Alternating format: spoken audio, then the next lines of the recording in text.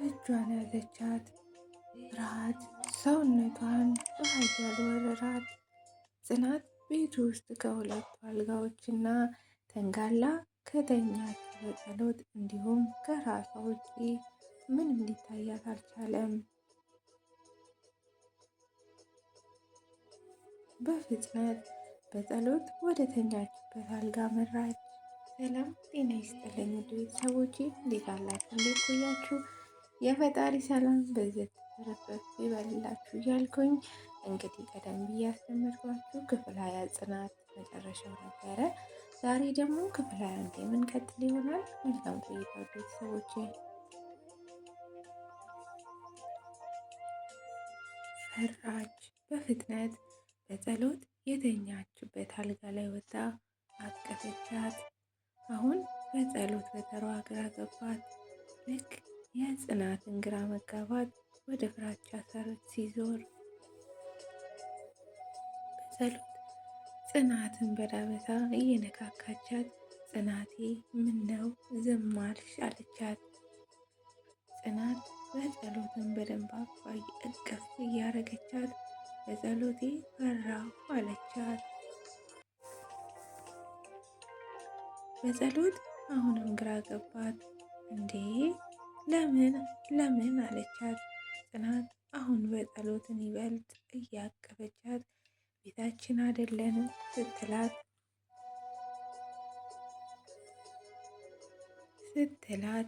በጸሎት ፈገግ ግርም እያላት እና የት ነህ ስትላት አላውቅም ብላ ሊባኖስ ቤታቸው ከመጣች ጀምሮ ያለውን ሁሉ እስከምታስታውሰው ራሷን የሳተችበት ቅጽበት ነገረቻት።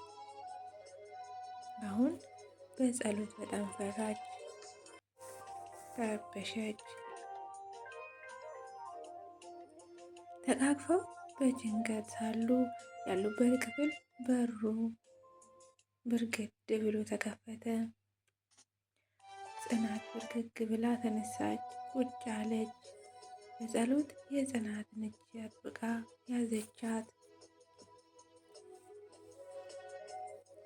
ጽናት አይኖቿን ወደ በሩ ወርውራ አየቻት። ነገር ግን የመጡት አባ በሪሳ ነበሩ። ወደ እነ ጽናት ጠጋ በማለት ሲጀምሩ የጽናት ልብ ምትፈጠነ። እየተጠጉ ሲሄዱ ጽናት ፍርሃቷ ጨመረ። አባ በሪሳ ተነሺ አሏት ጽናትን። ጽናት በድንጋጤ በእርግጋ ከበጸሎት እጇን አላጋ ከአልጋው ወረደች። ከአልጋው ወርዳ ቀጥ ብላ ቆመች። አባ በሪሳ ወደ በጸሎት በመሄድ የበጸሎትን ሁለት እጆች በመያዝ ተነሺ ያሏት።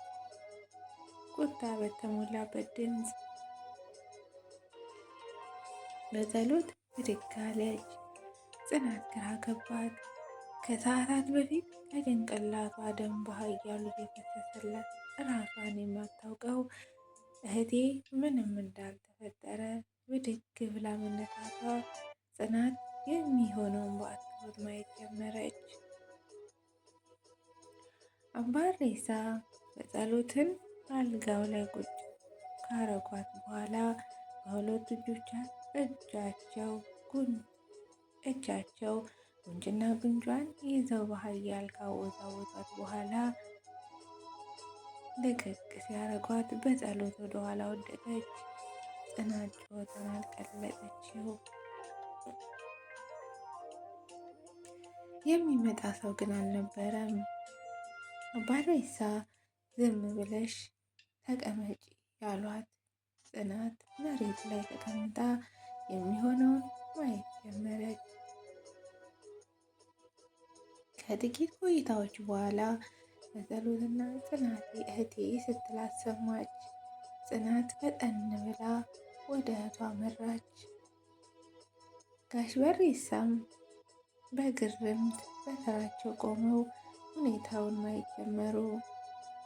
በጸሎት ያለምንም ድጋፍ ተነስታ ቁጭ አለች። ጽናት ህልም ላይ ያለች መሰላት። ምን እየተፈጠረ እንደሆነ ባይገባትም እህቷ ስለተነሳችላት ግን ተደስታለች። ተቃቅፈው አለቀሱ። ረጅም ደቂቃዎችን አነቡ።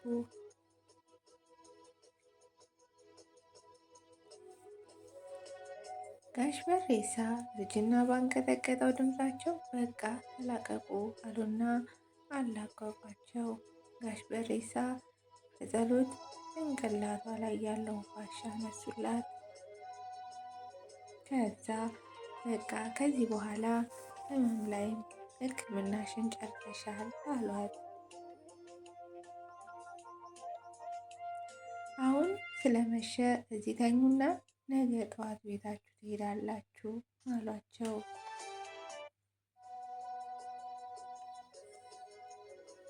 ባይሆን ልጅ ሊባኖስ የምትመገቡትን ይዛላችሁ ትመጣለች አሉና ወደ ጽናት ዞር ብለው ልጄ እህትሽን እንድትንቀሳቀስ እርጃ ሲሉ ጽናትን አናገሯት። ከዛም ግን እኮ እህቴ መሄድ አትችልም፣ በዊልቸር ነው የምትንቀሳቀሰው አለች። አባ በሬሳ አውቃለሁ ልጄ ሊባኖስ ነግራኛለች፣ ግን ሰው በእግሩ ብቻ ሳይሆን በአእምሮ መጓጓዝ እና መንቀሳቀስ ይችላል አሏት። አዝናኛት በወሬ ለማለት ነው ብለው ወጡ።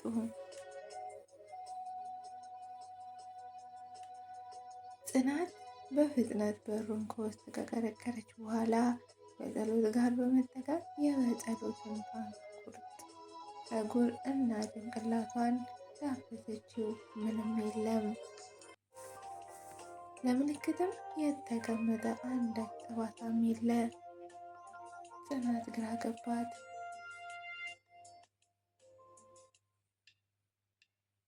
በጸሎቴ ጭንቅላትሽ ላይ ምንም አይነት የቁስልም ሆነ የጠባሳ ምልክት የለም።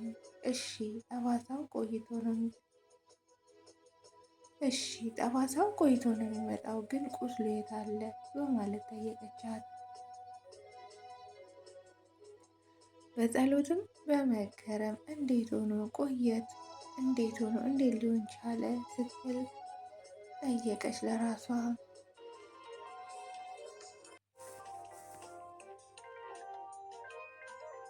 ጽናትም አላውቅም ሽማግሌው ምን እንዳደረጉ ትላታለች ብሎ እንግዲህ ጽናት ክፍል አንድ እዚህ ላይ ያበቃል። ውድ ቤተሰቦቼ ሰላማችሁ በዝት ይበልልኝ። እንግዲህ ከወደዳችሁት ያስተምራል፣ ጥሩ ሀሳብ ነው፣ ጥሩ ታሪክ ነው የምትሉ ከሆነ ሼር፣ ላይክ፣ ሰብስክራይብ እያደረጋችሁ አበረታቱኝ እያልኩኝ በዚሁ ተሰናበትኳችሁ። መልካም ጊዜ